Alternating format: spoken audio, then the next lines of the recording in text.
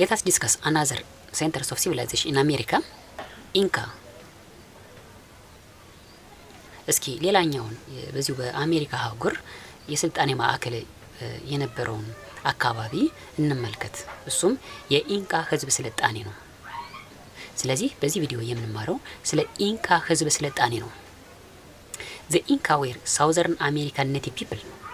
እንግዲህ ኢንካዎች በደቡብ አሜሪካ ቀደምት ህዝቦች ናቸው። They ruled one of the largest and richest empire in the Americas. በአሜሪካ አህጉራት ውስጥ በጣም ሰፊውንና በተፈጥሮ ሀብት የበለጸገው ወይንም ሀብታሙን ግዛት ይመሩ ነበር። The Inca Empire began to expand at about 1438. የኢንካ ስልጣኔ ወይንም የኢንካ ግዛት እየሰፋ የመጣው በ1438 አካባቢ ነበር።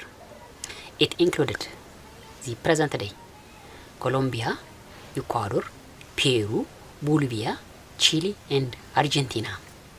የኢንካ ኢምፓየር ወይንም የኢንካ ግዛት የሚያጠቃልለው የአሁኖችን ኮሎምቢያ፣ ኢኳዶር፣ ፔሩ፣ ቦሊቪያ፣ ቺሊ እና አርጀንቲና ነበር። Cusco was the capital city of Inca. የኢንካ ስልጣኔ ዋና ከተማ ኩስኮ ነበረች። Cusco was found in the southern Peru. ኩስኮ የምትገኘው በፔሩ ደቡባዊ አካባቢ ነው። The Inca were skilled in engineering and crafts. ኢንካዎች በኢንጂነሪንግ እና በዚህ በአናጺነት ጥሩ ችሎታ የነበራቸው ህዝቦች ነበሩ። For example, they built a network of roads. ለምሳሌ መንገዶችን የመስራት ጥበብ ነበራቸው። Inca crafts workers made fine artifacts from gold, silver and other materials.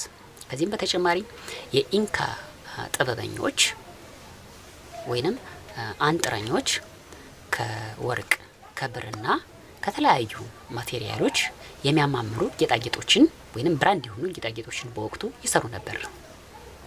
The Inca also wove fine cotton and woolen clothes.